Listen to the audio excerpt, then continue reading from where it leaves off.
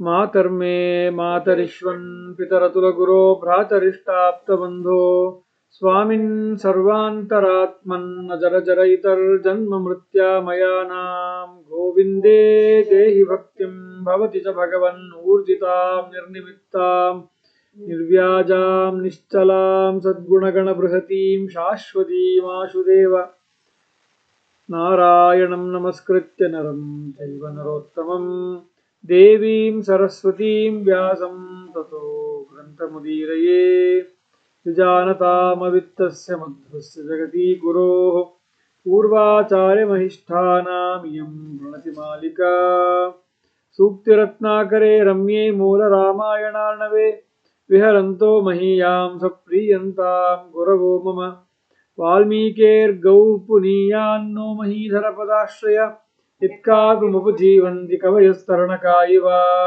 ಕೂಜಂತಂ ರಾಮ ರಾಮೇತಿ ಮಧುರಂ ಮಧುರಾಕ್ಷರಂ ಆರುಹ್ಯ ಕವಿತಾ ಶಾಖಾಂ ವಂದೇ ವಾಲ್ಮೀಕಿ ಕೋಕಿಲಂ. ನಾವು ವಾಲ್ಮೀಕಿ ರಾಮಾಯಣದ ಅಯೋಧ್ಯಾಕಾಂಡ ಅದರಲ್ಲಿ 43ನೇ ಸರ್ಗವನ್ನು ನೋಡ್ತಾ ಇದ್ವಿ. ದಶರಥ ಮಹಾರಾಜನ ಪಕ್ಕದಲ್ಲೇ ಕೂತು ಕೌಸಲ್ಯೆ ದುಃಖ ತೊಳ್ಕೊತಾ ಇದ್ದಾಳೆ, ಅಳ್ತಾ ಇದ್ದಾಳೆ, ಗೂಳಿಡ್ತಾ ಇದ್ದಾಳೆ. ಹೇಗೆ ರಾಮನ ಬಿಟ್ಟು ತಾನು ಇರೋಕ್ಕಾಗೋದಿಲ್ಲ, ನನ್ನ ಮಗನನ್ನ ಕೈಕೇಯಿ ವಿಷ ಸರ್ಪತ್ತರ ಅವನನ್ನು ಕಚ್ಚಿ ಕಾಡಿಗಟ್ಟಿ ಈಗ ಇನ್ನು ಅವಳು ಇಲ್ಲೇ ನಾಗಿನಿ ಥರ ತನ್ನ ಪೊರೆಯನ್ನು ಬಿಟ್ಟು ಓಡಾಡ್ಕೊಂಡಿರ್ತಾಳೆ, ನನಗೆ ಇನ್ನು ನೆಮ್ಮದಿಯಾಗಿರೋಕೆ ಬಿಡೋದಿಲ್ಲ, ನನಗೆ ವಿಪರೀತ ಕಾಡ್ತಾಳೆ ಅಂತೆಲ್ಲ ಹೇಳ್ತಾ ಹೇಗೆ ರಾಮನ್ನ ಎಂಥ ಗುಣವಂತನಾದ ರಾಮನನ್ನು ಕಳಿಸಿ ಎಷ್ಟು ನನಗೆ ಕಷ್ಟ ಆಗ್ತಿದೆ, ನನ್ನ ರಾಮ ಕೈಕೇಯಿಯ ದಾಸಿಯಾಗಿದ್ದಿದ್ರೂ ಪರವಾಗಿಲ್ಲ, ನನ್ನ ಕಣ್ಮುಂದೆ ನನಗೆ ಖುಷಿಯಾಗಿರ್ತಾ ಇತ್ತು, ಆದರೆ ಇವಾಗ ಅದೂ ಇಲ್ಲ ನನಗೆ ಅಂತೆಲ್ಲ ಹೇಳ್ಕೊಳ್ತಾ ಇರ್ತಾಳೆ. ಹಾಗೆ ಹೇಳ್ಕೊಳ್ತಾ ಆಮೇಲೆ ಹೇಳ್ತಾಳೆ, ಆ ಕೈಕೇಯಿಯನ್ನೋಳು ಸಿಂಹಿಣಿ ಥರ ಬಂದು ನನ್ನ ಕರುವಾದ ರಾಮನನ್ನು ಹಿಡ್ಕೊಂಡು ಹೋಗ್ಬಿಟ್ಟಿದ್ದಾಳೆ, ಇಲ್ಲಿ ನಾನು ಹಸುವಿನ ರೀತಿ ಅಳ್ತಾ ನಿಂತಿದ್ದೀನಿ, ಇದು ನನ್ನ ಪರಿಸ್ಥಿತಿ ಅಂತ ಹೇಳ್ತಾಳೆ ದಶರಥ ಮಹಾರಾಜನಿಗೆ. ಆಮೇಲೆ ಹೇಳ್ತಾಳೆ, ಅಲ್ಲಿ ತನಕ ನೋಡಿದ್ವಿ, ಅಲ್ಲಿಂದ ಮುಂದೆ ಹೋಗ್ಬೇಕಿದೆ ಈಗ. ನಹಿ ತಾವತ್ ಗುಣೈರ್ಜುಷ್ಟಂ ಸರ್ವಶಾಸ್ತ್ರ ವಿಶಾರದಂ ಏಕಪುತ್ರ ವಿನಾ ಪುತ್ರಂ ಅಹಂ ಜೀವಿತುಂ ಸಹೆ. ಅವ್ರು ಹೇಳ್ತಾರೆ ದಶರಥ ಮಹಾರಾಜಂಗೆ, ದಶರಥ ಮಹಾರಾಜ ನಿನಗಾದ್ರೆ 4 ಜನ ಮಕ್ಕಳು, ನನಗೆ ಒಬ್ಬನೇ ಮಗ, ಅವನಾದರೂ ಎಂಥವನು, ಸರ್ವ ಗುಣೈರ್ಜುಷ್ಟಂ ಎಲ್ಲ ಗುಣಗಳಿಂದ ಸದ್ಗುಣಗಳಿಂದ ಕೂಡಿದವನು, ಎಲ್ಲ ಶಾಸ್ತ್ರಗಳನ್ನು ಬಲ್ಲವನು, ಅಂಥ ಒಬ್ಬನೇ ಒಬ್ಬ ಮಗ ನನಗಿರೋದು, ಅವನನ್ನು ಕಳ್ಕೊಂಡು ನಾನು ಬದುಕಿರೋದಕ್ಕೆ ನನಗೆ ಯಾವ ಉತ್ಸಾಹನೂ ಇಲ್ಲ. ನಹಿಮೇ ಜೀವಿತೆ ಕಿಂಚಿತ್ ಸಾಮರ್ಥ್ಯಂ ಯಹ ಕಲ್ಪಿತೆ ಅಪಶ್ಯಂತ್ಯಾ ಪ್ರಿಯಂ ಪುತ್ರಂ ಲಕ್ಷ್ಮಣಂ ಚ ಮಹಾಬಲಂ. ನನ್ನ ಪ್ರಿಯಪುತ್ರ ರಾಮನನ್ನ ನೋಡದೆ, ಲಕ್ಷ್ಮಣನನ್ನು ನೋಡದೆ ಬದುಕಿರೋ ಸಾಮರ್ಥ್ಯ ನನಗಿಲ್ಲ ಮಹಾರಾಜ. ಅಯಂ ಹಿಮಾಂ ದೀಪಯತೇದ್ಯ ವಹ್ನಿಹಿ ತನೂಜ ಶೋಕ ಪ್ರಭವೋ ಮಹಾಹಿತಃ ಮಹೀಮಿಮಾಂ ರಶ್ಮಿ ಬೃತ್ತಮ ಪ್ರಭೋ ಯಥಾ ನಿದಾದ್ಯೆ ಭಗವಾನ್ ದಿವಾಕರಃ. ನನ್ನ ಮಗನನ್ನು ಬಿಟ್ಟು ಆ ಪುತ್ರ ವಿಯೋಗದಿಂದ ನನ್ನ ಏನು ಒಂದು ಬೆಂಕಿ ಹತ್ತಿದೆ, ನನ್ನ ಮಗ ಇಲ್ಲ ಅನ್ನೋ ದುಃಖ ಈಗ ಒಳಗಡೆ ಬೆಂಕಿಯಾಗಿ ಪರಿಣಮಿಸ್ಬಿಟ್ಟಿದೆ. ಆ ಬೆಂಕಿ ಎಷ್ಟು ಜೋರ ಉರಿತಾ ಇದೆ ಅಂದರೆ ಆ ಬೆಂಕಿಯ ಶಾಖ ತಡ್ಕೊಳಕ್ಕಾಗ್ತಲ್ಲ, ಒಳಗಡೆ ನನಗೆ ಆ ಬೆಂಕಿ ನನ್ನ ಸುಡ್ತಾ ಇದೆ. ಇದು ಹೇಗಿದೆ ಅಂದರೆ ಬಿರು ಬೇಸಿಗೆಯಲ್ಲಿ ಸೂರ್ಯ ತನ್ನ ಕಿರಣಗಳಿಂದ ಎಲ್ಲವನ್ನು ಹೇಗೆ ಸುಡುತ್ತಾನೋ ಕಾಡ್ತಾನೋ ಹಾಗೆ ನನ್ನ ಮಗ ನನ್ನ ಬಿಟ್ಟು ಹೋಗಿದ್ದಾನೆ ಅನ್ನೋ ಆ ದುಃಖ ವಿರಹ, ನನ್ನ ಅಗ್ನಿ ವಿರಹ ನನ್ನನ್ನು ಸುಟ್ಟು ನನ್ನ ಕಾಡ್ತಾ ಇದೆ. ಇತ್ಯಾರ್ಷೆ ಶ್ರೀಮದ್ ರಾಮಾಯಣೆ ವಾಲ್ಮೀಕಿ ಆದಿಕಾವ್ಯ ಅಯೋಧ್ಯಾಕಾಂಡೆ 43 ಸರ್ಗ. 43ನೇ ಸರ್ಗ ನೋಡಿದ್ವಿ. 44ನೇ ಸರ್ಗ. ವಿಲಪಂತೀಂ ತಥಾ ತಾಂತು ಕೌಸಲ್ಯಾಂ ಪ್ರಮದೋತ್ತಮಾಂ ಇದಂ ಧರ್ಮೇ ಸ್ಥಿತಾ ಧರ್ಮ್ಯಂ ಸುಮಿತ್ರ ವಾಕ್ಯಮಬ್ರವೀತ್. ಇದನ್ನೆಲ್ಲ ಹೇಳುವಾಗ ಆ ಕೌಸಲ್ಯ ಮನೆಯಲ್ಲಿ ದಶರಥ ಮಹಾರಾಜ ಅಲ್ಲಿ ಹಾಸಿಗೆಯ ಮೇಲೆ ಮಲಗಿಬಿಡ್ತಾ ಅವನು ದುಃಖ ಪಡ್ತಾ ಇರುವಾಗ, ಕೌಸಲ್ಯ ತನ್ನ ಅಳಲು ತೊಳ್ಕೊಳ್ತಾ ಇರುವಾಗ ಸುಮಿತ್ರೆಯು ಅಲ್ಲೇ ಇದ್ದಳು. ಅದನ್ನ ಇವಾಗ ಹೇಳ್ತಾರೆ, ನಮ್ಗೆ ಮುಂದೆ ಹೋಗಿ ಇವಾಗ ಹೇಳ್ತಾರೆ.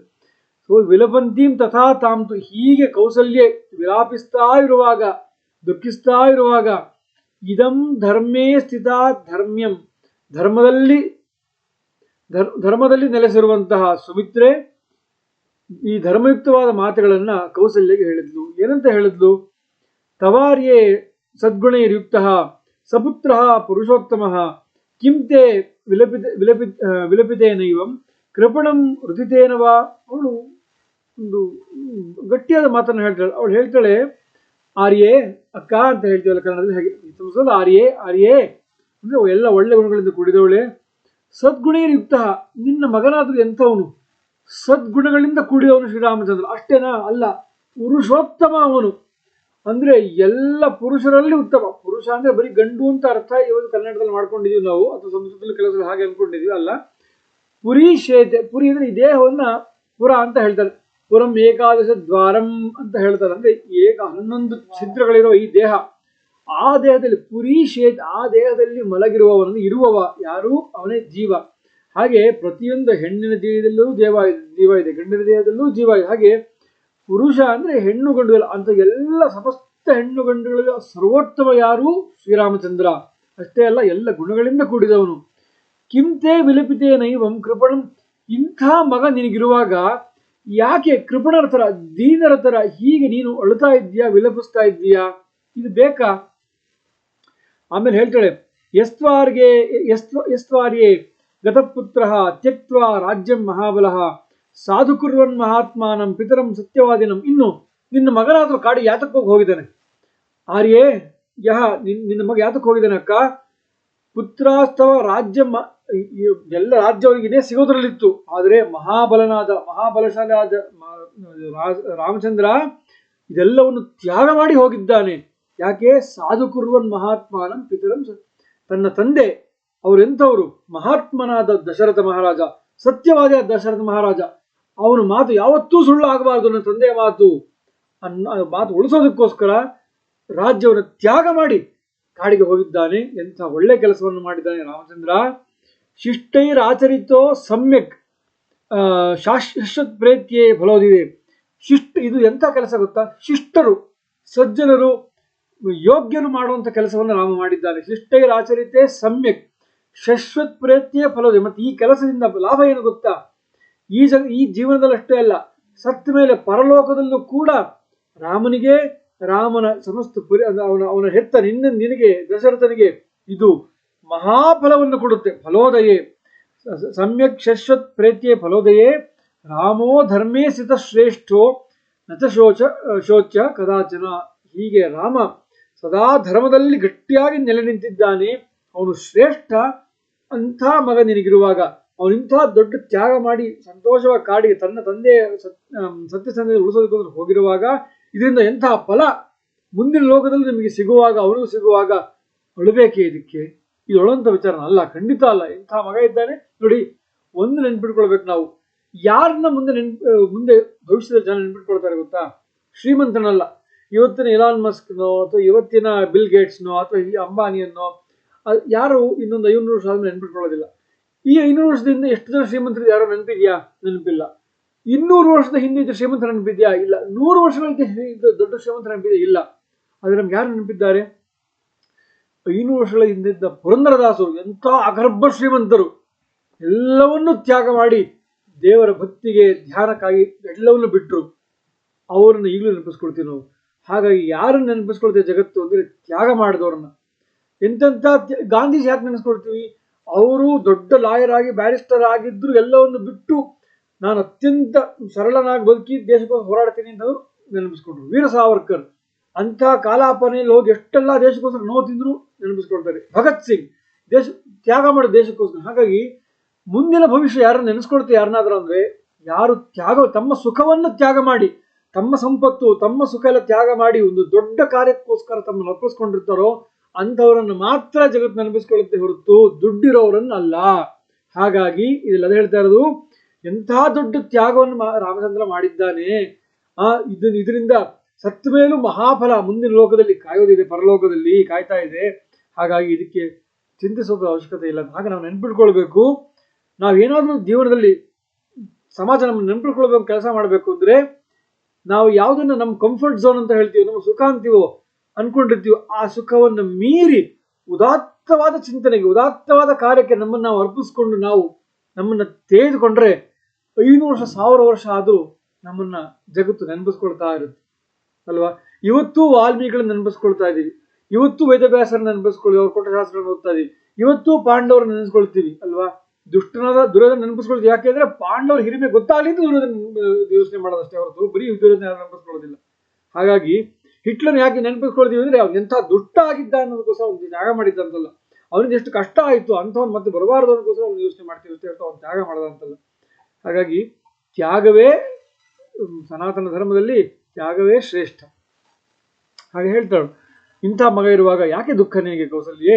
ವರ್ತತೆ ಚೋತ್ತಮ ಮೃತ್ಯುಂ ಲಕ್ಷ್ಮಣೋಸ್ಮಿನ್ ಸದಾನಗಃ ದಯಾವಾನ್ ಸರ್ವಭೂತೇಶು ಲಾಭಸ್ತಸ್ಯ ಮಹಾತ್ಮನ. ಇನ್ನು ತನ್ನ ಮಗನಾದ ಲಕ್ಷ್ಮಣನ ಬಗ್ಗೆ ಅವಳು ಮಾತು ಹೇಳ್ತಾಳೆ. ವರ್ತತೆ ಚೋತ್ತಮ ಮೃತ್ಯುಂ ಲಕ್ಷ್ಮಣೋಸ್ಮಿನ್ ಸದಾನಗಃ ದಯಾವಾನ್. ಲಕ್ಷ್ಮಣ ಇಂಥವನು, ಎಲ್ಲ ಜೀವಿಗಳು ದಯಾವಾನ್, ತುಂಬಾ ದಯಾಳು, ಕರುಣಾಳು. ಯಾರಲ್ಲಿ? ಸರ್ವಭೂತೇಶು, ಎಲ್ಲ ಜೀವಿಗಳಲ್ಲಿ ಅವನಿಗೆ ಮಹಾಕರುಣೆ, ದಯೆ.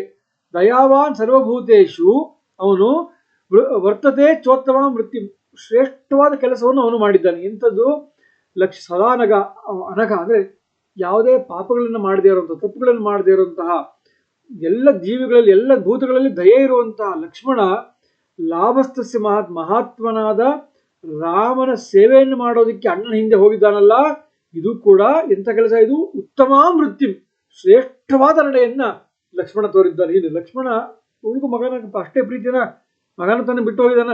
ಅಲ್ಲಾದ್ರೆ ರಾಮನು ಕೌಸಲ್ಯಕ್ಕೆ ಪ್ರೀತಿ, ಇಲ್ಲಿಗೆ ಮಗ ಇವಾಗ ಸುಮಿತ್ರಿಗೆ ಪ್ರೀತಿ ಇಲ್ಲ, ಖಂಡಿತ ಪ್ರೀತಿ ಇದೆ. ಲಕ್ಷ್ಮಣ ಹೋಗಿದ್ದಾನೆ, ಆದ್ರೂ ಹೇಳ್ತಾ ಇದ್ದಾಳೆ ಲಕ್ಷ್ಮಣ ತುಂಬಾ ಶ್ರೇಷ್ಠವಾದ ಕೆಲಸವನ್ನು ಮಾಡಿದ್ದಾನೆ, ತನ್ನ ಅಣ್ಣನ ಸೇವೆ ಮಾಡೋದಕ್ಕೋಸ್ಕರ ಕಾಡಕ್ಕೆ ಹೋಗಿದ್ದಾನೆ. ಹಾಗಾಗಿ ಅವನಿಗೂ ಮುಂದೆ ಮಹಾಫಲ ಖಂಡಿತವಾಗ್ಲೂ ಕಾದಿದೆ. ಇದೆಲ್ಲ ಒಳ್ಳೆ ಕೆಲಸ ಮಾಡಿದ್ದಾರೆ ಇವರು. ಆಮೇಲೆ ಸೀತೆ ಬಗ್ಗೆ ಹೇಳ್ತಾಳೆ, ಅರಣ್ಯವಾಸ ಯದ್ ದುಃಖಂ ಜಾನಯಂತೇವ ಸುಖೋಚಿತ. ಅರಣ್ಯವಾಸ, ಕಾಡಿನ ವಾಸ ಎಷ್ಟು ಕಷ್ಟ ಅಂತ ಸೀತೆ ಗೊತ್ತಿದ್ದೇ ಗಂಡನ ಹಿಂದೆ ಹೋಗಿದ್ದಾಳೆ. ಗೊತ್ತಿರ್ಲಿಲ್ಲ ಅಂತಲ್ಲ, ಯಾವುದೋ ಚೈಲ್ಡಿಶ್ ಬಿಹೇವಿಯರ್ ಹೋಗಿಲ್ಲ, ನಾನು ಹೋಗ್ತೀನಿ ಎಕ್ಸೈಟ್ಮೆಂಟ್ ಅಲ್ಲ, ಅವಳಿಗೆ ಗೊತ್ತು. ರಾಮನು ಹೇಳಿದ್ದೆ ಎಷ್ಟು ಕಷ್ಟ ಕಾಡಿ ಜೀವನ ಅಂತ, ಅದೆಲ್ಲ ಗೊತ್ತಿದ್ದು ಅವಳು ನನ್ನ ಗಂಡನ ಜೊತೆಗೆ ನಾನು ಇರಬೇಕು, ಸುಖ ಆಗ್ಲಿ ದುಃಖ ಆಗ್ಲಿ. ದುಃಖ ಬಂತು, ನನ್ನ ಗಂಡ ಎಲ್ಲ ಕಳ್ಕೊಂಡಿದ್ದಾನೆ ಸಂಪತ್ತು ಅಂತ ಅವನು ಬಿಟ್ಟು ನಾನು ಸುಖವಾಗಿ ನಾನು ಮನೆಗೆ ಇರೋದಿಲ್ಲ. ನನ್ನ ಗಂಡ ಎಲ್ಲಿರ್ತಾನೋ ಅವನು ದುಃಖದಲ್ಲಿ ಸುಖದಲ್ಲಿ ನಾನು ಒಂದು ಸುಖ ದುಃಖ ಹಂಚ್ಕೊಳ್ತೀನಿ ಸಮಾನವಾಗಿ ಅಂತ ಗಂಡನ ಜೊತೆ ನೆರಳಾಗಿ ಹೋಗಿದ್ದಾಳೆ. ಅನುಗಚ್ಚತಿ ವೈದೇಹಿ ಧರ್ಮಾತ್ಮಾನಂ ತವಾತ್ಮಜಂ. ನಿನ್ನ ಮಗನನ್ನ, ಧರ್ಮಾತ್ಮನಾದ ರಾಮನನ್ನ ಅವಳು ಅನುಸರಿಸ್ತಾ ಗಂಡನ ಹಿಂದೆ ವೈದೇಹಿ ಸೀತೆ ಹೋಗಿದ್ದಾಳೆ. ಕೀರ್ತಿಭೂತಾಂ ಪತಾಕಾಂ ಯೋ ಲೋಕೆ ಭ್ರಮೈತಿ ಪ್ರಭು. ರಾಮ ಮಾಡಿರೋ ಕೆಲಸ ಎಂಥದ್ದು ಅಂದ್ರೆ ಎಲ್ಲ ಸಮಸ್ತ ಲೋಕಗಳಲ್ಲಿ ಅವನ ಕೀರ್ತಿಯ ಪತಾಕೆಗಳು ಹರಡಿ ಹಬ್ಬಿರುತ್ತೆ. The glory, the banners of Sri Ramachandra, ಎಲ್ಲ ಕಡೆ ಕೀರ್ತಿಯ ಪತಾಕೆಗಳು. ರಾಮ ಅಂತ ದೊಡ್ಡ ಕೆಲಸ ಮಾಡಿದ್ದಾನೆ, ತ್ಯಾಗದ ಕೆಲಸ. ಎಲ್ಲ ಲೋಕಗಳಲ್ಲೂ ರಾಮನ ಕೀರ್ತಿಯ ಪತಾಕೆ ಹಬ್ಬಿರುತ್ತೆ. ಧರ್ಮ ಸತ್ಯವ್ರತ ಪರಃ ಕಿಮ್ನ ಪ್ರಾಪ್ತಸ್ತವಾತ್ಮಜಃ.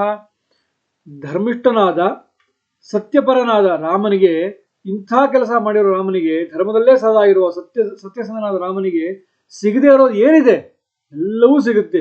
ಮತ್ತಷ್ಟೇ ಅಲ್ಲ, ಈ ಮಾಡಿರೋ ಕೆಲಸದಿಂದ 3 ಲೋಕದಲ್ಲೂ ಅವನ ಕೀರ್ತಿ ಹಬ್ಬಿಡುತ್ತೆ. ವ್ಯಕ್ತಂ, ಇದೆಲ್ಲ ಯಾಕೆ ಹೇಳ್ತಿದ್ದಾಳೆ ಅಂದ್ರೆ, ನಿನ್ನ ಮಗ ಎಂಥವನು, ದುಃಖ ಪಡಬೇಡ ಕೌಸಲ್ಯೇ ಅಂತ ಹೇಳೋದಕ್ಕೋಸ್ಕರ ಅವ್ರು ಧೈರ್ಯ ಹೇಳ್ತಾ ಇದ್ದಾಳೆ.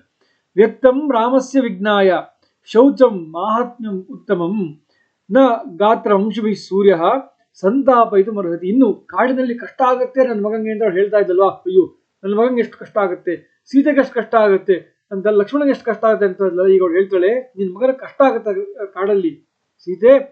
ಕೌಸಲ್ಯ ಕೇಳು ಅಕ್ಕ. ವ್ಯಕ್ತಂ ರಾಮಸ್ಯ ವಿಜ್ಞಾಯ ಶೌಚಂ ಮಾಹಾತ್ಮ್ಯ ಉತ್ತಮಂ. ರಾಮನ ಗುಣ, ರಾಮನಲ್ಲಿರೋ ಶೌಚ ಅಂದ್ರೆ ಪ್ಯೂರಿಟಿ. ರಾಮ ಎಂಥ ಶುದ್ಧ ಅಂದ್ರೆ ಪರಮ ಪರಿಶುದ್ಧ ರಾಮಚಂದ್ರ, ಅಂಥ ಕ್ಯಾರೆಕ್ಟರ್ ಒಂದು. ಅಂತ ಮಹಾತ್ಮ ಉತ್ತಮನಾದ ರಾಮಚಂದ್ರ ಕಾಡಲ್ಲಿದ್ದಾಗ ನಿನಗೆ ಗೊತ್ತಿರ್ಲಿ ಅಕ್ಕ, ಗಾತ್ರ ವಂಶಭಿ ಸೂರ್ಯ, ಆ ಸೂರ್ಯ ಭಗವಾನು ಕೂಡ, ಸೂರ್ಯನು ಕೂಡ ರಾಮನನ್ನ ತನ್ನ ಕಿರಣಗಳಿಂದ ಸುಡೋದಿಲ್ಲ. ಅವನು ರಾಮನನ್ನ ಬೆಚ್ಚಗಿಡ್ತಾನೆ ಹೊರತು ಅವನನ್ನು ಸುಡೋದಿಲ್ಲ ಅವನ ಕಿರಣಗಳಿಂದ. ಅಂತ ಮಹಾತ್ಮ ಪರಮ ಶುಚಿ ಶ್ರೀರಾಮಚಂದ್ರ. ಆಮೇಲೆ ಶಿವ ಸರ್ವೇಶು ಕಾಲೇಶು ಕಾನನೇಭ್ಯೋ ವಿನಿಸೃತಃ ರಾಘವಂ ಯುಕ್ತ ಶೀತೋಷ್ಣ ಸೇವಿಷ್ಯತಿ ಸುಖೋನಿಲಹ. ಇನ್ನು ಸೂರ್ಯ ಆಯ್ತು, ಆಮೇಲೆ ಗಾಳಿ ಆದ್ರೂ ಬೇಸಿಗೆಯಲ್ಲಿ ರಾಮನಿಗೆ ತಂಪಾಗಿ ಬೀಸಿ ಸುಖವನ್ನು ಕೊಡುತ್ತೆ ಗಾಳಿ. ಚಳಿಗಾಲದಲ್ಲಿ ಬೆಚ್ಚಗಿರೋ ಗಾಳಿ ಬಂದು ರಾಮನಿಗೆ ಬೆಚ್ಚಗೆ ಮಾಡುತ್ತೆ. ಹಾಗಾಗಿ ಕಾಡದಲ್ಲಿರುವಾಗಲೂ ರಾಮನಿಗೆ ಗಾಳಿಯಿಂದ ಚಳಿಗಾಲದಲ್ಲಿ ಬೆಚ್ಚಗೆ, ಬೇಸಿಗೆಗಾಲದಲ್ಲಿ ತಣ್ಣಗಾಗುತ್ತೆ.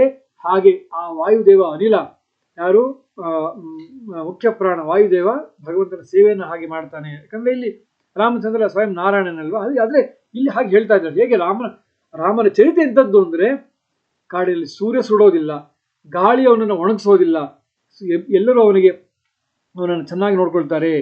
ಆಮೇಲೆ ಶಯಾನಂ ಅನಘಂ ರಾತ್ರೌ ಪಿತೇವಾಭಿ ಪರಿಶ್ವಜನ್ ಘರ್ಮಗ್ನ ಸಂಸ್ಪೃಶನ್ ಶೀತಶ್ಚಂದ್ರಮ ಹ್ಲಾದಯಿಷ್ಯತಿ. ಇನ್ನು ಅಕಸ್ಮಾತ್ ಏನಾದರೂ ಸ್ವಲ್ಪ ಸೂರ್ಯನಿಂದ ಬೆಳಗ್ಗೆ ಹೊತ್ತಕ್ಕೆ ಕಾಡಲ್ಲಿರ್ತಾನೆ, ಇಡೀ ದಿನ ಸುತ್ತಿ ಸುತ್ತಿ ಸುತ್ತಿ ಬೇಸಿಗೆ ಅಥವಾ ಬಿಸಿಲಿನಿಂದ ಕಂಗೆಟ್ಟಿದ್ರೆ, ಆಯಾಸ ಆಗಿದ್ರೆ, ರಾತ್ರಿ ಮಲಗಿದಾಗ ಆಕಾಶದಲ್ಲಿರೋ ಚಂದ್ರಮ ಅವನು ಹೇಗೆ ಮಾಡ್ತಾನೆ, ಒಬ್ಬ ತಂದೆ ಹೇಗೆ ಮಗನನ್ನ ಬೆಚ್ಚಿಗೆ ತಬ್ಕೊಳ್ತಾನೋ ಹಾಗೆ ಚಂದ್ರ ತನ್ನ ಕಿರಣಗಳಿಂದ ರಾಮಚಂದ್ರನ ತಬ್ಬಿಕೊಂಡು ಅವನಿಗೆ ಹ್ಲಾದವನ್ನ, ಸಂತೋಷವನ್ನ, ಆನಂದವನ್ನು ಉಂಟು ಮಾಡ್ತಾನೆ. ದದೌ ಶಾಸ್ತ್ರಾಣಿ ದಿವ್ಯಾನಿ ಯಸ್ಮೈ ಬ್ರಹ್ಮ ಮಹೋಜಸೆ ದಾನವೇಂದ್ರಂ ಹತಂ ದೃಷ್ಟ ತಿಮಿಧ್ವಜ ಸುತಂ ರಣೆ. ಇನ್ನು ರಾಮನಿಗೆ ಕಾಡಿನಲ್ಲಿ ದುಷ್ಟಶಕ್ತಿಗಳಿಂದ ರಾಕ್ಷಸರಿಂದ ತೊಂದರೆ ಆಗುತ್ತೆ ಅನ್ಕೊಂಡಿದ್ಯಾ? ರಾಮಚಂದ್ರನಿಗೆ ಆಗ್ಲೇ ವಿಶ್ವಾಮಿತ್ರರು ಹಿಂದೆ ಕಾಡಿಗೆ ಕರ್ಕೊಂಡೋದಾಗ ಎಲ್ಲ ಅಸ್ತ್ರವಿದ್ಯೆಯನ್ನು ರಾಮನಿಗೆ ಕೊಟ್ಟು ಬಿಟ್ಟಿದ್ದಾರೆ. ಹಾಗಾಗಿ ರಾಮನತ್ತ ಎಲ್ಲ ವಿಶ್ವಾಮಿತ್ರ ಕೊಟ್ಟಂತ ಎಲ್ಲ ಅಸ್ತ್ರವಿದ್ಯೆ ಇದೆ. ದಾನವೇಂದ್ರಂ ಅಷ್ಟೇ ಅಲ್ಲ, ಆವಾಗಲೇ ಕಾಡಿಗೆ ಹೋದಾಗ ದಾನವೇಂದ್ರನಾದ ಯಾರು ತಿಮಿಧ್ವಜ ಅಂತ, ತಿಮಿಧ್ವಜ ಯಾರು, ಸುಬಾಹು ಅಂತ ಇದ್ನಲ್ಲ, ಹಿಂದೆ ನೆನಪಿದೆ ಕತೆ, ಬಾಲಕಣ್ಣ ನೋಡಿದ್ದು. ಸುಬಾಹು ಮತ್ತೆ ಮಾರೀಚ, ಅವ್ರ ತಾಟಕೆಯ ಮಗ ಮಾರೀಚ ಅಲ್ವಾ. ಆ ಮಾರೀಚನನ್ನ ಹೊಡೆದು ರಾಮ ದೂರ ಸಮುದ್ರಕ್ಕೆ ಬಿಸಾಕ್ತಾನೆ, ಸುಬಾಹುವನ್ನ ಕೊಂದಾಕ್ತಾನೆ. ಅದ್ರ ಬಗ್ಗೆ ಹೇಳ್ತಾರೆ, ಅಲ್ಲೇ ಹೇಳ್ತಾರೆ, ಅದ್ರ ಬಗ್ಗೆ ಹೇಳ್ತಾರದು. ಸುಮಿತ್ರ ಹೇಳ್ತಾ ಇದ್ದಾಳೆ, ಆಗಲೇ ರಾಮಚಂದ್ರ ವಿಶ್ವಾಮಿತ್ರ ಕೊಟ್ಟಂತ ಅಸ್ತ್ರಗಳಿಂದ ತಿಮಿಧ್ವಜ ಅನ್ನೋ ಅಸುರನ ಮಗ ಸುಬಾಹುವನ್ನ ಕೊಂದಿದ್ದಾನೆ. ಸೊ ಶೂರ ಪುರುಷವ್ಯಾಘ್ರ ಸ್ವಬಾಹುಬಲಮಾಶ್ರಿತ ಅಸಂತ್ರಸ್ತೋ ಹಿರಣ್ಯೇಸೌ ಅಸಂತ್ರಸ್ತೋ ಹಿರಣ್ಯೇಸೌ ವೇಶ್ಮನೀವ ನಿವತ್ಸತೆ. ಹಿರಣ್ಯೇಸೌ ವೇಶ್ಮನೀವ ನಿವತ್ಸತೆ. ಇಂಥ ನಿನ್ನ ಮಗ ಶೂರ, ಅವನು ಪುರುಷರಲ್ಲೇ ಶ್ರೇಷ್ಠ, ಪುರುಷವ್ಯಾಘ್ರ, ತನ್ನ ಸ್ವಬಾಹುಬಲಮಾಶ್ರಿತ, ಅವನು ಇನ್ಯಾರನ್ನೂ ನಂಬ್ಕೊಂಡಿಲ್ಲ, ಇನ್ಯಾರು ನನ್ನ ಕಾಪಾಡ್ತಾರೆ ಅಂತಿಲ್ಲ. ಅಯ್ಯೋ ನನ್ನ ತಮ್ಮ ಜೊತೆಗೆ ಲಕ್ಷ್ಮಣ ಇದ್ದಾನೆ, ಅವನ ಸ್ವಬಾಹುಬಲ, ತನ್ನ ಬಾಹುಬಲದಿಂದ ಅವನು ಗಟ್ಟಿಯಾಗಿ ನಿಂತಿದ್ದಾನೆ. ಅಸಂತ್ರಸ್ತು, ಅವನಿಗೆ ಯಾವ ಕಷ್ಟವೂ ಆಗೋದಿಲ್ಲ. ಹಿರಣ್ಯೇಸೌ, ಕಾಡಿನಲ್ಲಿದ್ದಾಗ ಅವನಿಗೆ ಯಾವ ಕಷ್ಟವೂ ಆಗೋದಿಲ್ಲ. ಕಾಡಿನಲ್ಲಿ ಹೆಂಗಿರ್ತಾನ ಅವನು, ವೇಶ್ಮನೀಯ ನಿವತ್ಸತೆ, ಅರಮನೆಯಲ್ಲಿ ಹೇಗೆ ಇದ್ದನೋ ಹಾಗೆ ಸುಖವಾಗಿ ಕಾಡಲ್ಲಿ ನಿನ್ನ ಮಗ ಇರ್ತಾನೆ. ರಾಮಚಂದ್ರ ಯೋಚನೆಯನ್ನು ಮಾಡಬೇಡ ಅಕ್ಕ ಅಂತ ಅವಳು ಧೈರ್ಯವನ್ನು ಹೇಳ್ತಾ ಇದ್ದಾಳೆ. ಆಮೇಲೆ ಯಸ್ಯೇಷು ಪಥಮಾಸಾದ್ಯ ವಿನಾಶಂ ಯಾಂತಿ ಶತ್ರವಃ ಕಥಂ ನ ಪೃಥಿವೀ ತಸ್ಯ ಶಾಸನೆ ಸ್ಥಾತುಮರ್ಹತಿ. ರಾಮಚಂದ್ರ ಬಾಣವನ್ನು ಬಿಟ್ರೆ ಆ ಬಾಣವನ್ನು ತಡೆಯೋದಕ್ಕೆ ಯಾವ ಶತ್ರುಗಳಿಂದಲೂ ಸಾಧ್ಯವಿಲ್ಲ. ರಾಮನ ಬಾಣವನ್ನು ಎದುರಿಸೋದಕ್ಕೆ ಯಾರ ಕೈಲೂ ಸಾಧ್ಯ ಇಲ್ಲ. ಅಂಥ ರಾಮನಿಗೆ ಭೂಮಿ ಒಲಿಯೋದಿಲ್ವಾ? ಒಲಿದೇ ಒಲಿತಾಳೆ. ಇವತ್ತು ಕಾಡಿಗೆ ಹೋಗಿರ್ಬೋದು, ಮುಂದೆ ರಾಮ ಬರ್ತಾನೆ, ಅವನು ರಾಜ ಆಗಾಗ್ತಾನೆ. ಯಾಕೆಂದ್ರೆ ರಾಮನ ಬಾಣವನ್ನು ತಡೆಯೋ ಶಕ್ತಿ ಯಾರಿಗೂ ಇಲ್ಲ. ಇದರ ಹಿಂದೆ ಒಂದು ಸೂಕ್ಷ್ಮ ಏನಂದ್ರೆ, ಭರತನಿಗೆ ಗೊತ್ತು ರಾಮನ ಪರಾಕ್ರಮ ಏನು ಅಂತ. ಹಾಗಾಗಿ ನೀನು ಅಂಜುಕೋಬೇಡ. ಭರತ ಬಂದು ಏನೋ ಮಸಲತ್ ಮಾಡ್ತಾನೆ, ರಾಜಕೀಯ ಮಾಡ್ತಾನೆ, ರಾಮನಿಗೆ ಬಿಡೋದಿಲ್ಲ. ಭರತನಿಗೆ ರಾಮನ ಬಗ್ಗೆ ತುಂಬಾ ಭಕ್ತಿ ಪ್ರೀತಿ ಇದೆ. ಅಕಸ್ಮಾತ್ ನಿನಗೇನಾದ್ರೂ ಭರತನ ಬಗ್ಗೆ ಅನುಮಾನ ಇದ್ರೆ ಅನುಮಾನ ಪಡಬೇಡ. ಯಾರು ರಾಮನ ಬಾಣದ ಮುಂದೆ ನಿಲ್ಲಕ್ಕಾಗೋದಿಲ್ಲ. ಹಾಗಾಗಿ ಯಾರು ಬಲವಂತರೋ ಅವರಿಗೆ ಭೂಮಿ ಅಲ್ವಾ. ಏನು ಹೇಳ್ತಾರೆ, ವೀರಭೋಗ್ಯ ವಸುಂಧರ ಅಂತ ಹೇಳ್ತಾರಲ್ವಾ. ಯಾರು ವೀರನೋ ಅವನಿಗೆ ಭೂಮಿಯನ್ನು ಭೋಗಿಸೋ ಭಾಗ್ಯ ಇರೋದು ಇನ್ಯಾರು. ಹಾಗೆ ರಾಮನಿಗೆ ಈ ಭೂಮಿ ಸಿಕ್ಕೇ ಸಿಗುತ್ತೆ ಮುಂದೆ, ನೀನು ಯೋಚನೆಯನ್ನು ಮಾಡಬೇಡ.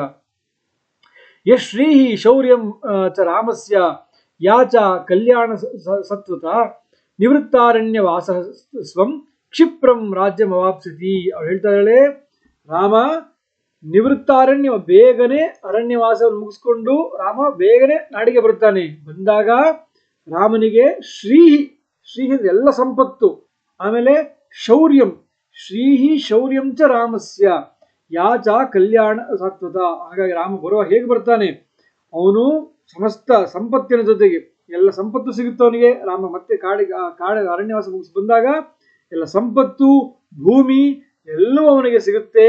ಯಾಕಂದ್ರೆ ಅವನು ಕಲ್ಯಾಣ ಸತ್ವ, ಅವನಿಗಿರೋ ಶಕ್ತಿ ಅದು ಕಲ್ಯಾಣಕಾರಕವಾದ ಶಕ್ತಿ. ರಾವಣಗಿರುವಂತ ಶಕ್ತಿ ಅದು, ರಾವಣಗೂ ಶಕ್ತಿ ಇತ್ತು, ಆದ್ರೆ ಅದು ದುಷ್ಟಶಕ್ತಿ. ರಾಮನಿಗಿರೋ ಶಕ್ತಿ ಅದು ಕಲ್ಯಾಣಕಾರಕವಾದ ಶಕ್ತಿ. ಹಾಗಾಗಿ ರಾಮನಿಗೆ ಎಲ್ಲವೂ ಸಿಗುತ್ತೆ. ಅಂದ್ರೆ ಇಲ್ಲಿ ನೋಡಿ, ಹಿಂದೆ ಹೇಳುವಾಗ ಅವ್ರು ಹೇಳಿದ್ರು, ರಾಮನಿಗೆ ಸೂರ್ಯ ಕಂಗೆಡಿಸೋದಿಲ್ಲ, ಗಾಳಿ ಚೆನ್ನಾಗಿ ನೋಡ್ಕೊಳ್ತಾನೆ, ಚಂದ್ರ ಬೆಚ್ಚಗಿಡ್ತಾನೆ. ಇದ್ರ ಹಿಂದೆ ಇನ್ನೊಂದು ಅರ್ಥನೂ ಇದೆ. ಏನಂದ್ರೆ, ರಾಮಚಂದ್ರ ಅಂದ್ರೆ ಅಲ್ಲ, ಸ್ವಯಂ ಭಗವಂತ ನಾರಾಯಣನೇ ರಾಮನಾಗಿ ಅವತಾರ ಮಾಡಿದ್ದ, ಅದು ನಾವು ಬಾಲಕಾಂಡದಲ್ಲಿ ನೋಡಿದ್ದೀವಿ. ಹಾಗಿರುವಾಗ ಅಂಥ ರಾಮನ ಸೇವೆಯನ್ನು ಮಾಡೋದಕ್ಕೆ ಸೂರ್ಯ, ಚಂದ್ರ, ವಾಯು ಎಲ್ಲರೂ ಕಾತರರಾಗಿ ಕಾಯ್ತಾ ಇರ್ತಾರೆ.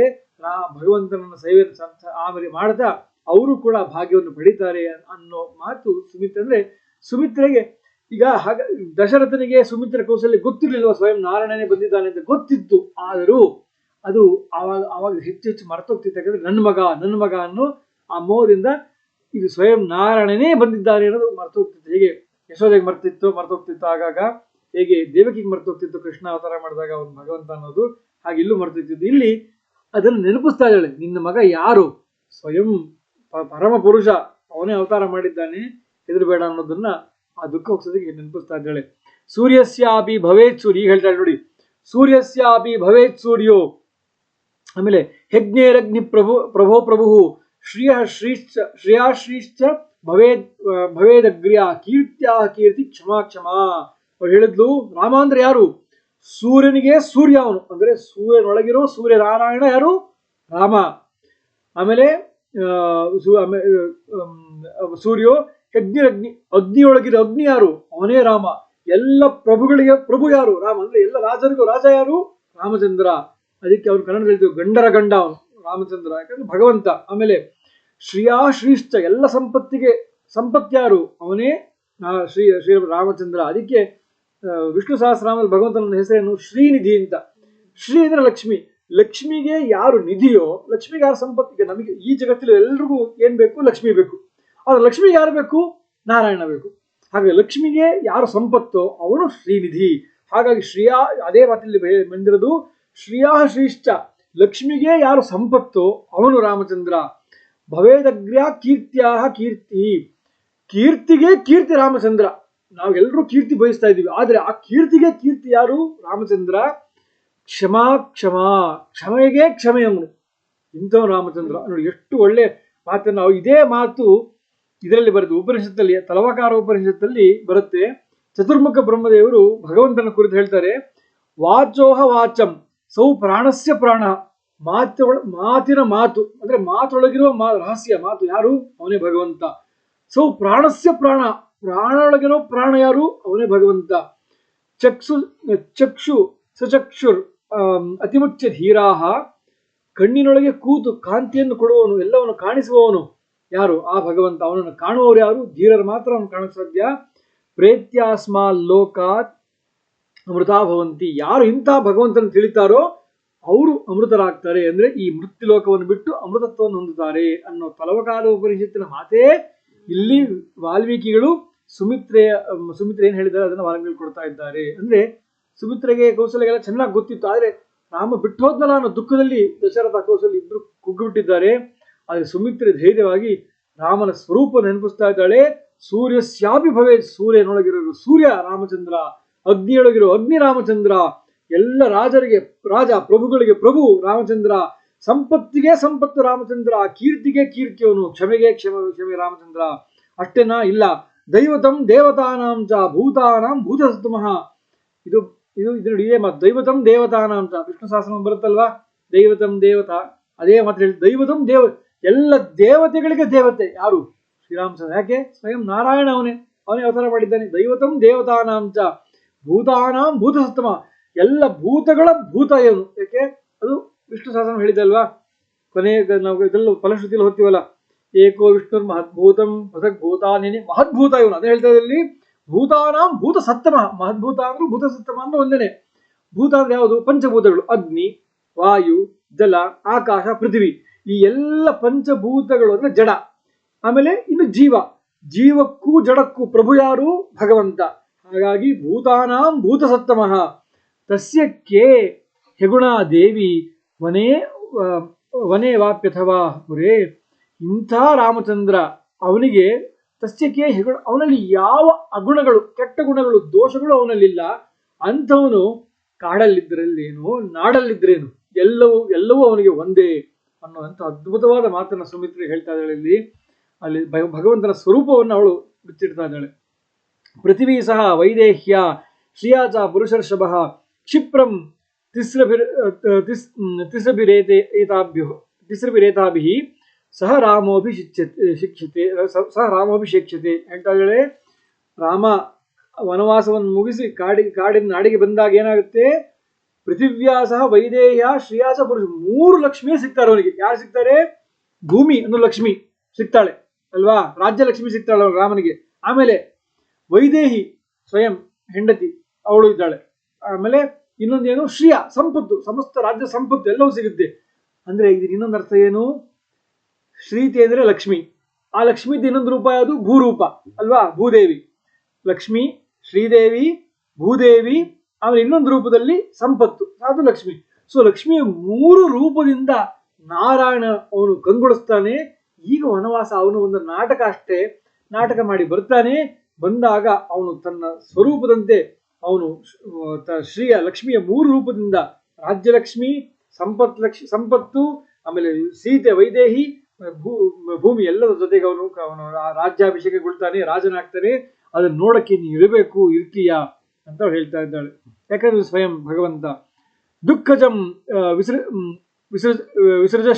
ವಿಸೃಜತ್ಯಶ್ರು ನಿಷ್ಕ್ರಾಮಂತಂ ಉದೀಕ್ಷಯಂ ಅಯೋಧ್ಯಾಯಾಂ ಜನಸ್ಸರ್ವಃ ಶೋಕ ವೇಗ ಸಮಾಹತಃ. ನಿನ್ನ ಮಗ ಕಾಡಿಗೆ ಹೊರಟಿದ್ದಾನೆ ಅಂತ ಇಡೀ ಅಯೋಧ್ಯ ಜನರು ಕಣ್ಣೀರಿಡ್ತಾ ಇದ್ದಾರೆ, ದುಃಖದಲ್ಲಿದ್ದಾರೆ. ಇಂಥ ಮಗ ಯಾರಿಗೆ ಸಿಗ್ಬೇಕು?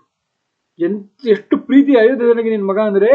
ದುಃಖಜಂ, ದುಃಖದಿಂದ ರಾಮ ಕಾಡಿಗೆ ಹೊರಟಿದ್ದಾರೆ ಅಂತ ದುಃಖದಿಂದ ಇಡೀ ಅಯೋಧ್ಯ ಜನರು ಕಣ್ಣೀರಿಡ್ತಾ ಇದ್ದಾರೆ. ಅಯೋಧ್ಯಾಯಾಂ ಜನ ಸರ್ವಃ ಶೋಕ ವೇಗ ಸಮಾಹಿತ, ಶೋಕದಿಂದ ಅವರೆಲ್ಲ ಕಂಗೆಟ್ಟಿದ್ದಾರೆ.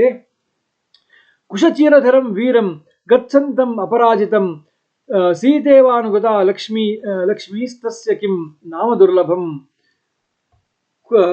ಕುಶಚೀರಧರಂ ಅಂದ್ರೆ ನಾರುಡೆಯನ್ನು ಉಟ್ಟು, ಕುಶದ ಅಂದ್ರೆ ತುಂಬಾ ಒರಟಾದ ಮರದಿಂದ ಮಾಡಿರೋ ಬಟ್ಟೆಯನ್ನು ತೊಟ್ಟು ವೀರನಾದ ರಾಮಚಂದ್ರ ಅವನು ಕಾಡಿಗೆ ಹೊರಟಿದ್ದಾನೆ, ಎಲ್ಲವನ್ನು ತ್ಯಾಗ ಮಾಡಿ ಹೊರಟಿದ್ದಾನೆ. ಅವನಿಂದವನು ಅಪರಾಜಿತ, ಅವನನ್ನು ಸೋಲಿಸಿದವರು ಯಾರೂ ಇಲ್ಲ.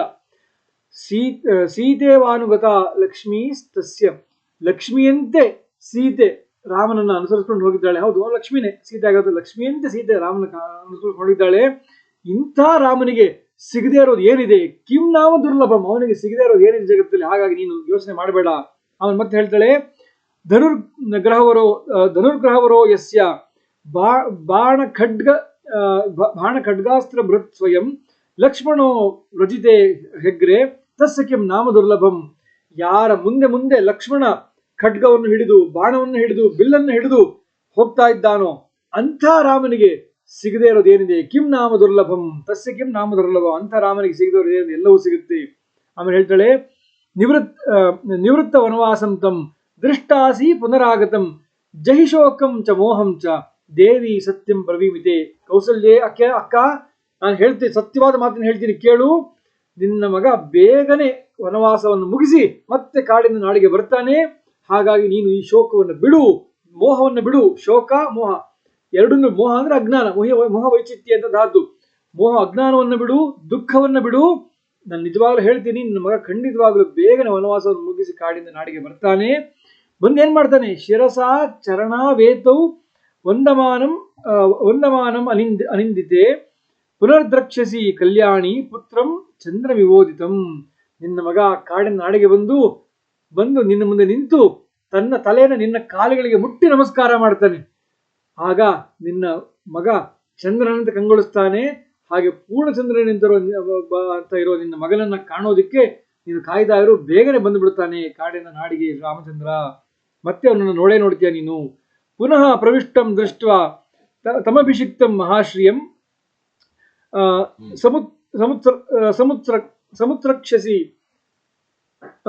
ಸಮುತ್ರಕ್ಷಸಿ ನೇತ್ರಾಭ್ಯಾಂ ಶೀಘ್ರಂ ಆನಂದ ಜಂಜಲಂ. ನಿನ್ನ ಮಗ ಕಾಡಿನ ನಾಡಿಗೆ ಮತ್ತೆ ಬಂದು ಅವನು ಯುವರಾಜನಾಗಿ ಅಭಿಷೇಕಗೊಳ್ತಾನೆ. ಈಗ ನೀ ಏನ್ ಕಣ್ಣೀರು ಇಡ್ತಾ ಇದೆಯೋ ಆ ಕಣ್ಣೀರು ಅವಾಗಿರೋದಿಲ್ಲ, ಅವಾಗ ಆನಂದದ ಕಣ್ಣೀರು, ಆನಂದ ಬಾಷ್ಪ ಅಂತಾರೆ, ಅಥವಾ ಅದು ಆನಂದ ಜಲ, ಆನಂದದ ನೀರು ಬರುತ್ತೆ. ಆ ದಿನ ಬಂದೇ ಬರುತ್ತೆ ಅಕ್ಕ, ಬೇಗನೆ ಬರುತ್ತೆ. ನಿನ್ನ ಮಗ ಬರ್ತಾರೆ ಮತ್ತೆ ಕಾಡಿನ ನಾಡಿಗೆ. ಮಾ ಶೋಕೋ ದೇವಿ ದುಃಖಂ ವಾ ನರಾಮೇ ದೃಶ್ಯತೆ ಶಿವಂ ಕ್ಷಿಪ್ರಂ ದ್ರಕ್ಷಸಿ ಪುತ್ರಂ ತ್ವಂ ಸಸೀತಂ ಸಹ ಲಕ್ಷ್ಮಣಂ. ಹಾಗಾಗಿ ದೇವಿ, ಮಾ ಶೋಕೋ, ಶೋಕವನ್ನು ಪಡಬೇಡ, ದುಃಖದಲ್ಲಿ ಇರಬೇಡ. ರಾಮೇ ದೃಶ್ಯತೆ ಶಿವಂ, ರಾಮನಿಗೆ ಯಾವ ಕೆಟ್ಟದ್ದು ಆಗೋದಿಲ್ಲ, ಯೋಚನೆ ಮಾಡಬೇಡ. ಕ್ಷಿಪ್ರಂ ರಕ್ಷಿಸಿ ಪುತ್ರಂ ತ್ವಂ, ನಿನ್ನ ಮಗನನ್ನ ಬೇಗ ನೋಡ್ತೀಯ, ಸೀತೆಯ ಜೊತೆಗೆ ಲಕ್ಷ್ಮಣನ ಸಹಿತವಾಗಿ ನಿನ್ನ ಮಗನನ್ನು ನೋಡ್ತೀಯ. ಅಂದ್ರೆ ಅವರೆಲ್ಲರೂ ಕ್ಷೇಮವಾಗಿ ಬರ್ತಾರೆ ಕಾಡಿನಿಂದ ನಾಡಿಗೆ. ತ್ವಯಾಶೇಷೋ ಜನಶ್ಚಾಯಂ ಸಮಾಶ್ವಾಸ್ಯೋ ಯಥೋ ನಗೆ ಕಿಮಿದಾನೀಮಿದಂ ದೇವಿ ಕರೋಷಿ ಹೃದಯ ವಿಕ್ಲವಂ. ನೋಡು, ನಿನ್ನ ಸಮಸ್ತ ರಾಜ್ಯದ, ಅಯೋಧ್ಯ ರಾಜ್ಯದ ಜನರು ರಾಮ ಇಲ್ಲ ಅಂತ ಅವರೆಲ್ಲ ಅಳ್ತಾ ಇದ್ದಾರೆ. ನೀನು ಮಹಾರಾಣಿ, ನೀನು ಅವರಿಗೆ ಹೋಗಿ ಸಾಂತ್ವನ ಹೇಳಬೇಕು, ಆಶ್ವಾಸನೆ ಕೊಡಬೇಕು, ಧೈರ್ಯವನ್ನು ಹೇಳಬೇಕು. ನೀನೇ ಅಳ್ತಾ ಕೂತ್ರೆ ಅವ್ರಿಗೆ ಧೈರ್ಯವನ್ನು ಹೇಳೋದು ಯಾರು? ಹಾಗಾಗಿ ನೀನು ಈ ವಿಕ್ಲವನ್ನ ಅಂದ್ರೆ ಈ ದೈನ್ಯವನ್ನ, ದುಃಖವನ್ನ ಬಿಟ್ಬಿಡು, ಧೈರ್ಯವನ್ನು ತಾಳು, ನಿನ್ನ ಮಗ ಬೇಗನೆ ಬರ್ತಾನೆ, ಅವನ್ನ ನೋಡ್ತೀಯ, ಅವನಿಗೆಲ್ಲ ಕ್ಷೇಮವಾಗಿರ್ತಾನೆ ಅಂತ ಸುಮಿತ್ರ ಧೈರ್ಯ ಹೇಳ್ತಾ ಇದ್ದಾಳೆ. ಇನ್ನೂ ಒಂದಷ್ಟು ಧೈರ್ಯ ಹೇಳ್ತಾಳೆ. ಅದನ್ನ ನಾವು ಮತ್ತೆ ನಾಳೆ ಸೇರಿದಾಗ ಶ್ರೀರಾಮಾಯಣ ಕಥೆಯನ್ನು, ರಾಮಕಥೆಯನ್ನು ನೋಡೋಣ ಅಂತ ಹೇಳ್ತಾ ಇವತ್ತಿನ ರಾಮಾಯಣ ಕಥೆಯನ್ನು ದೇವರ ಸಮರ್ಪಣೆ ಮಾಡೋಣ. ಶ್ರೀಕೃಷ್ಣ ಅರ್ಪಣ.